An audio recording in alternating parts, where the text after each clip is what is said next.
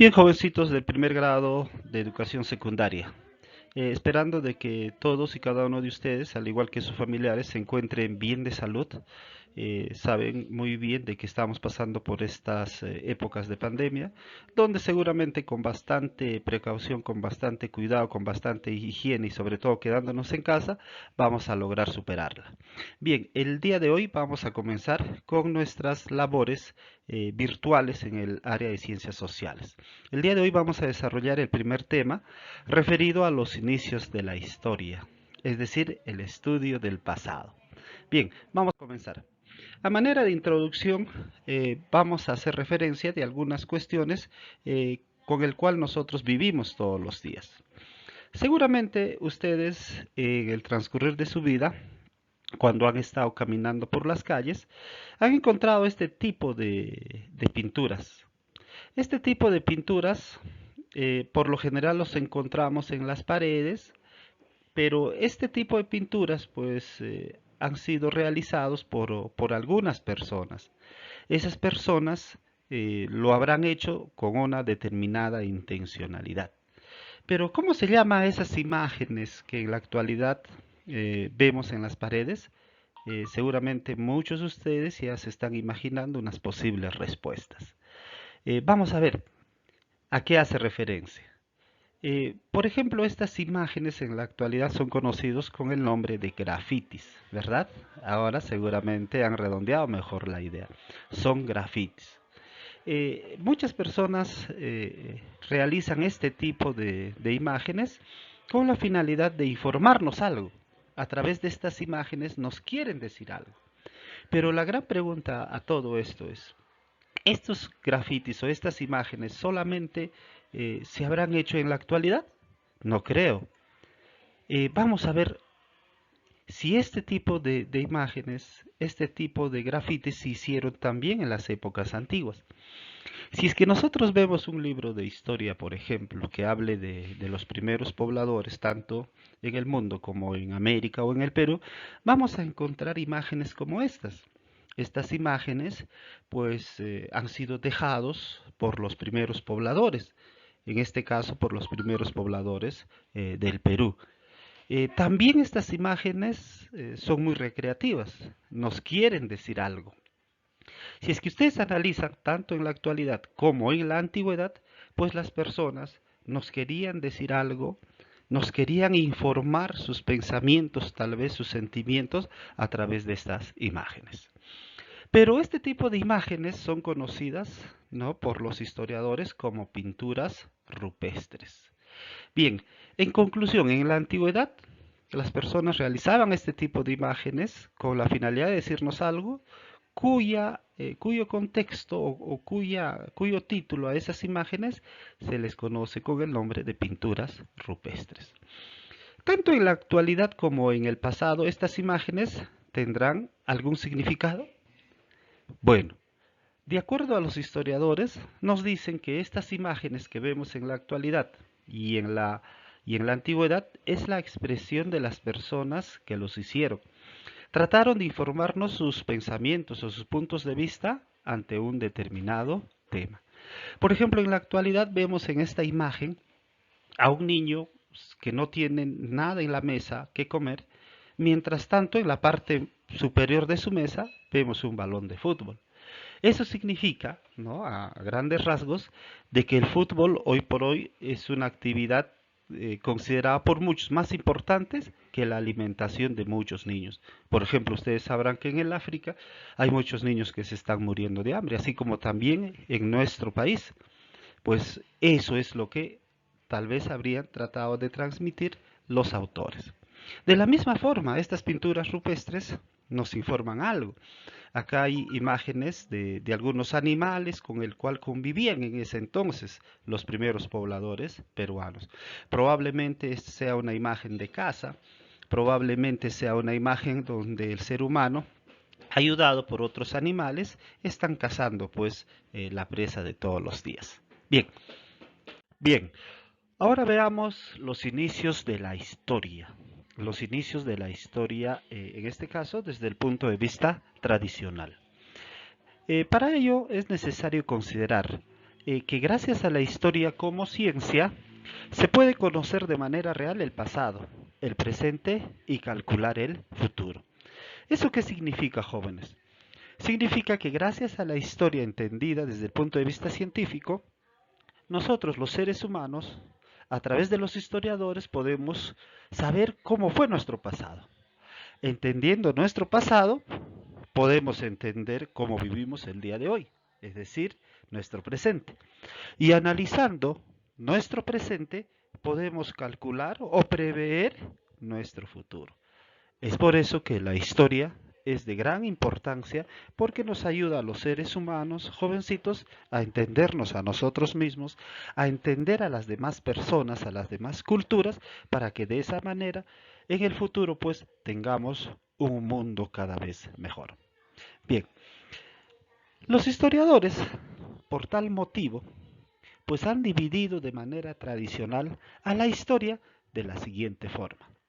Miren, la etapa ágrafa es la etapa en donde consideran los historiadores tradicionales que el hombre primitivo todavía no tenía escritura. Por eso A significa sin y grafa proviene del término grafos que significa escritura o grafía. Entonces, la primera etapa de nuestra historia habría sido la etapa ágrafa, cuando el hombre no tenía todavía una forma de escribir. La otra etapa viene a ser la etapa con escritura. Esta etapa se da a partir de la invención de la escritura hasta el día de hoy. Analicemos cada una de estas. Bien, los historiadores tradicionales llaman a la etapa ágrafa como la etapa de la prehistoria, mientras que a la etapa con escritura la denominan la historia. ¿Cuál es el punto de equilibrio, el punto de quiebre entre estas dos etapas? Como ya les había manifestado anteriormente, es la invención de la escritura. La escritura, de acuerdo a los historiadores tradicionales, habría sido inventado hace 3000 años antes de nuestra era. Por lo tanto, la prehistoria acaba cuando el hombre descubre, o perdón, inventa la escritura, ¿no? Que es el punto de inicio de la historia. En la etapa de la prehistoria, pues se da una etapa, la edad de piedra conocida. En esta edad de piedra, los seres humanos de la antigüedad, pues utilizaron la piedra como instrumentos para enfrentarse a la naturaleza, para cazar, para pescar, para recolectar. La piedra fue utilizada como una herramienta que le ayudó a los hombres de ese entonces, pues, a satisfacer sus necesidades. Luego de la edad de piedra, como ustedes entenderán, pues esta etapa evoluciona a la edad de los metales. En esta etapa de la edad de los metales, el ser humano deja de utilizar la piedra y descubre nuevos elementos de la naturaleza como el cobre, por ejemplo, el bronce, que ya es utilizada como instrumentos de producción y así de esta manera pues enfrentarse con mayor dinamismo, con mayor efectividad ante la naturaleza y así sobrevivir mejor, ¿no? Durante esta etapa de la historia. Ambas etapas, jovencitos, habrían atravesado pues alrededor de 300.000 años. Es decir, una gran parte de la historia de la humanidad estará contenida dentro de la prehistoria. Pero hace 3000 años antes de nuestra era, los historiadores tradicionales dicen que el hombre inventó la escritura y desde ese entonces dejó ser parte de la prehistoria y comenzó una nueva etapa dentro de la historia de la humanidad, la cual viene a ser la historia propiamente dicha, en donde esta etapa comienza con la edad antigua, es decir, que tiene una duración desde los 3000 años antes de nuestra era hasta el año 476 después de esta. Es decir, que en esta etapa, como vemos acá en las imágenes, en la parte izquierda inferior, se habrían desarrollado pues culturas grandísimas, como por ejemplo los egipcios, los griegos, se habrían desarrollado las culturas en la India, en la China y acá en el Perú también, como es obvio. Entonces, a esta etapa es considerado como la edad antigua. En esta etapa, pues, hubo un imperio que se desarrolló enormemente. Este imperio, pues, es el Imperio Romano de Occidente. Este Imperio Romano de Occidente, pues, por la invasión de los bárbaros germanos, pues, sucumbe, se acaba el año 476 después de nuestra era. Al acabar, pues, un nuevo imperio se erige, se desarrolla, la cual viene a ser el Imperio Bizantino o el Imperio Romano de Oriente. El Imperio Romano de Oriente pues tuvo una duración de casi 11 siglos. Esta etapa de desarrollo es conocido como la Edad Media. Acá en la parte inferior de su diapositiva ustedes pueden ver, por ejemplo, muchos edificios que fueron construidos en ese entonces. Estos edificios corresponden a Constantinopla, que fue la capital del Imperio Bizantino en plena Edad Media. En 1453 el Imperio Bizantino cae. Al caer el Imperio Bizantino se pasa a una nueva etapa de la historia, denominada por los historiadores tradicionales como la Edad Moderna. La Edad Moderna, pues, aparece el año de 1453 cuando cae el Imperio Bizantino y se desarrolla hasta el año de 1789, fecha en que se da la Revolución Francesa. En esta etapa denominada Edad Moderna, pues se da un notable desarrollo científico y tecnológico en el mundo. Gracias a esta etapa, muchos hombres inventaron pues elementos o instrumentos que la ciencia y la tecnología hasta el día de hoy utiliza y que es muy importantísimo para nuestra vida de todos los días. Luego de la Edad Moderna se da la Edad Contemporánea. La Edad Contemporánea pues abarca desde el año de 1789 hasta el día de hoy, hasta la actualidad. En esta etapa, como ustedes podrán ver en esta imagen, pues es la etapa de los rascacielos, es la etapa de las industrias, es la etapa de las fábricas, es la etapa del desarrollo de la burguesía, es la etapa donde sobrevive la clase obrera, el proletariado. Pues esta etapa se caracteriza porque el capitalismo es quien gobierna el mundo entero. Entonces, jovencitos, como ustedes podrán entender, los inicios y el desarrollo de la historia está marcada, jóvenes, por ciertas etapas que los historiadores tradicionales habrían desarrollado en su época. Ahora pasamos a desarrollar la otra parte. Bien, ahora pasamos a ver la historia como ciencia social. La historia como ciencia social es reciente, y la historia como ciencia es joven. Pero para poder entender cómo ha llegado a ser ciencia social la historia, primero tenemos que analizar a la historia tal como es. A ver, la palabra historia proviene de una palabrita llamada historiem. Historiem significa indagar, averiguar, investigar.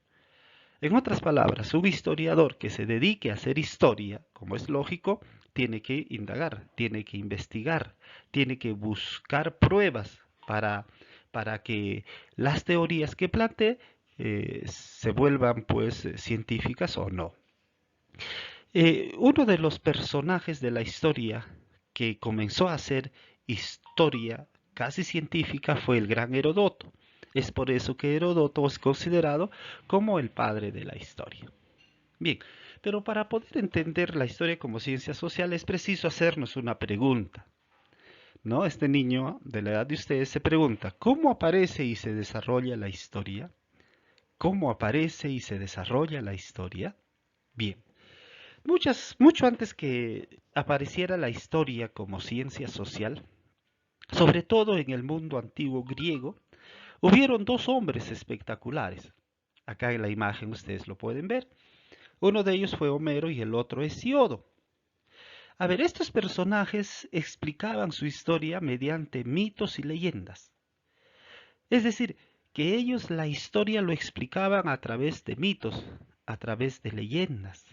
Por ejemplo, Homero en su obra La Ilíada y la Odisea explica a través de leyendas la historia de su pueblo natal, ¿no? La vieja Grecia. De la misma manera, Hesiodo trata de hacer ¿no? Similar a Homero, explicar la historia a través de mitos. Por ejemplo, estas formas de explicar la historia a través de mitos también en otros lugares lo hicieron. Por ejemplo, los incas. Los incas a través de la leyenda de los hermanos Ayar, a través de Manco Cápac y Mama Ocllo, trataron de explicar cómo se originó ese gran imperio que nos caracteriza a los peruanos como es el imperio incaico. Entonces, si alguien trata de explicar la historia a través de mitos, a través de leyendas, entonces esta explicación no era científica.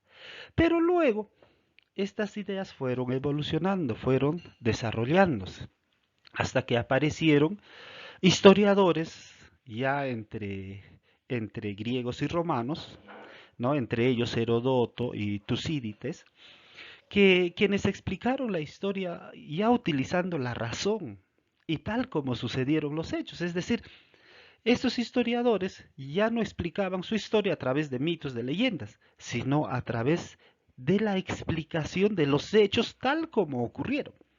Si, por ejemplo, un rey mató a otro rey, ellos lo escribían, ¿no? Y si ellos decían que la causa del asesinato fue una causa tal, lo escribían tal como ellos estaban viendo ese proceso histórico. Aunque se ha visto también de que estos señores, probablemente por algunos intereses, también pues trastocaron la historia. Bien, ahora, en la época moderna, más o menos en los siglos XVIII, la historia ya estudia la vida de los pueblos y hechos de la vida cotidiana de los hombres. Es decir, ya la historia no solamente está enmarcada al estudio de la historia de los reyes, de los grandes hombres, sino que a partir del siglo XVIII la historia comienza a estudiar la historia de las personas, de los pueblos, sobre todo, para tener una mejor comprensión de lo que ocurría. Y en la actualidad, ahora en pleno siglo XXI, la historia es considerada como una ciencia social, que estudia el pasado de manera científica. Es decir, en la actualidad los historiadores utilizan métodos de investigación científica. A través de esos métodos de investigación científica recolectan datos objetivos y tratan de explicar cómo se dio nuestra historia. Como ustedes podrán entender ahora, a través de este esquema les estoy explicando la manera como apareció la historia, cómo se desarrolló la historia, ¿no? Y cómo ha llegado a ser la historia hasta el día de hoy. Bien, ahora veamos las etapas en el desarrollo de la historia. Es decir, cómo se hace la historia hoy en día. Esa es la pregunta. Seguramente ustedes también se han hecho esa misma pregunta, porque ustedes tienen un libro de historia que el Ministerio de Educación les ha dado y ahí podemos encontrar muchos contenidos, muchas ideas, ¿verdad? Esas ideas han sido realizadas o desarrolladas por grandes hombres, por grandes historiadores. Pero esa historia, ¿cómo lo habrían hecho ellos? Bien, acá está la imagen de un historiador.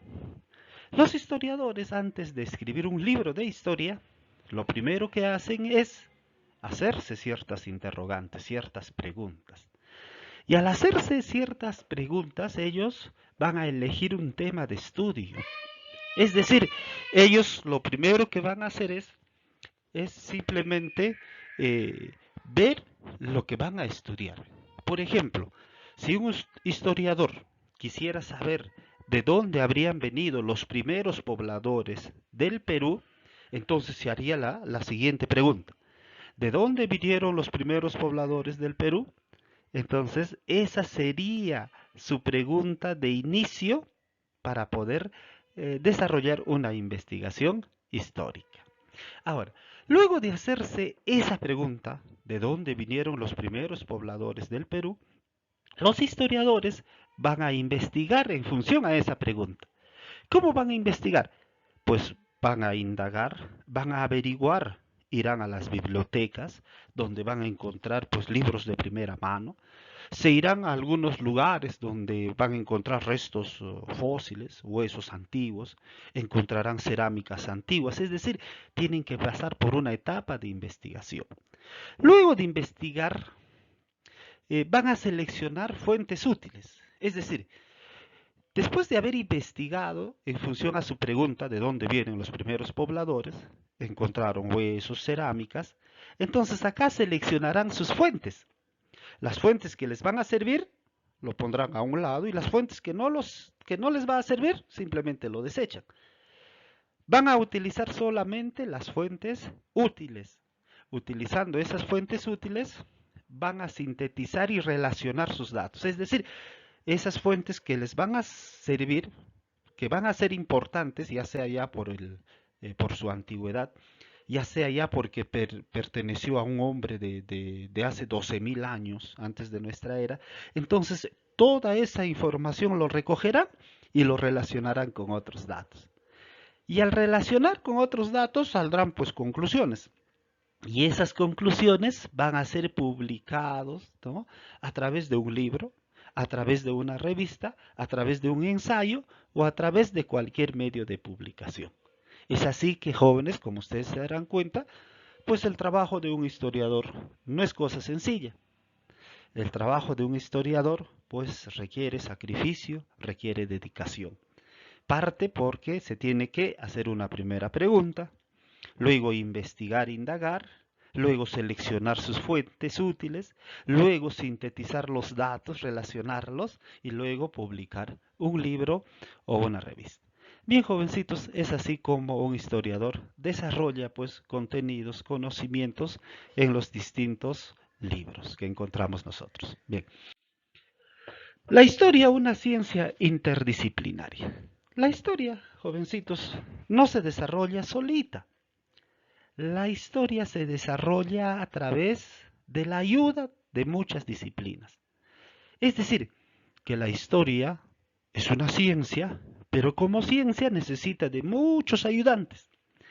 Dentro de estos ayudantes podemos encontrar a la geología, que luego vamos a explicar a qué hace referencia, la numismática, utiliza la paleontología, la paleografía, la arqueología y la epigrafía. Ojo, que si ustedes revisan un libro de historia pueden encontrar muchas más fuentes, ¿sí?, o muchas más disciplinas de la historia. Pero yo estoy considerando estas porque considero que son las más importantes. Bien, la geología. La geología es una disciplina de la historia que va a determinar la antigüedad de las evidencias. ¿Eso qué significa? Que la geología es una ciencia que nos va a ayudar a determinar, por ejemplo, cuál es la antigüedad de una roca, cuál es la antigüedad, por ejemplo, de un nevado, cuál es la antigüedad, por ejemplo, de algún rastro dejado por los hombres primitivos, por ejemplo. La geología determina la antigüedad de las evidencias que los historiadores encuentran durante su investigación. La numismática. La numismática es otra disciplina que va a estudiar las monedas, las medallas antiguas. Ustedes saben que los hombres en la antigüedad utilizaron pues distintos metales como moneda. Esas monedas encontradas son estudiadas por una ciencia particular llamada la numismática. De la misma forma, la paleontología es otra disciplina que va a estudiar los restos fósiles. Por ejemplo, si un historiador encuentra huesos de algunos animales o seres humanos de la antigüedad, va a llamar a un paleontólogo para que las pueda estudiar. Los paleontólogos se encargarán de armar nuevamente esos huesos encontrados hasta incluso poder calcular su antigüedad. La paleografía. La paleografía es otra ciencia, otra disciplina de la historia que va a estudiar los documentos antiguos. Es decir, por ejemplo, muchas sociedades dejaron muchos documentos escritos, ya sea en papeles antiguos, ¿no?, ya sea en pergaminos, ¿verdad?, o en cualquier tipo de objeto, y esos documentos, pues, por el pasar del tiempo está deteriorado. ¿Quiénes se encargan de enmendar todas esas roturas, de descifrar qué es lo que dicen esos documentos? Los paleógrafos. Los paleógrafos cumplen una función importantísima en la historia. La arqueología. La arqueología es otra disciplina que se va a encargar del conocimiento de los pueblos pasados. por medio de sus restos dejados. Es decir, los arqueólogos van a ir a los lugares donde se desarrollaron los pueblos, donde se desarrollaron los seres humanos, con la finalidad de encontrar algunos restos que han dejado. Por ejemplo, en esta imagen dejaron cerámicas. Ellos lo van a desenterrar cuidadosamente y a través de estos datos, pues van a lograr sintetizar cómo fue la sociedad, cómo fue la economía, cómo vivieron los seres de ese entonces. Luego pasamos a la epigrafía. La epigrafía es otra disciplina también importantísima de la historia. La epigrafía interpreta las inscripciones antiguas. Ustedes saben, jóvenes, que los pueblos antiguos tuvieron distintas formas de comunicarse de manera escrita. Muchas de estas lo hicieron en jeroglifos, es decir, utilizaron grabados en las piedras, grabados en algunos papeles, en algunos restos de la vegetación, pues dejaron grabado cierta información. Esas informaciones son descifrados por aquellas personas que se dedican pues a la epigrafía. Es así, jovencitos, como la historia se va desarrollando de manera científica. Seguramente ustedes, quienes me han oído esta clase de manera muy atenta, estarán ya configurando dentro de su cerebrito la manera pues en que se desarrolló la historia, cómo se inició y cómo es el día de hoy. Bien, chicos, esto ha sido todo por el día de hoy. No se olviden, jovencitos, que a continuación les estoy dejando una actividad. Esta actividad la he denominado actividad del tema tratado. ¿En qué consiste? Consiste en que ustedes me van a leer atentamente la página número 10 del texto escolar. Ustedes tienen su texto escolar en casita que ya les han repartido. Y luego de leer la página número 10, ustedes van a desarrollar la página número 8 del cuaderno de trabajo. Solamente la página número 8. Ojo, ¿sí? Ahora, las evidencias que ustedes eh, van a dejar luego de haber desarrollado la página número 8 del cuaderno de trabajo, me lo van a mandar por el WhatsApp, sí, en forma de fotografías. Y yo estaré considerando a aquellas personas que me lo envíen. Bien, jovencitos, para poder enviar este trabajo, tómense su tiempo. Háganlo en 2, 3 días, que luego de 3 días yo revisaré en el WhatsApp y las voy a ir considerando. Bien, jóvenes, esto ha sido todo por hoy, esperando de que sigan manteniendo ese estado de salud y lo más importante, con las ganas inmensas de querer seguir estudiando. Jovencitos, me despido hasta una nueva oportunidad diciéndoles de que la educación no puede parar. Yo me quedo en casa y desde la casa sigo estudiando. Nos vemos, jovencitos. Gracias.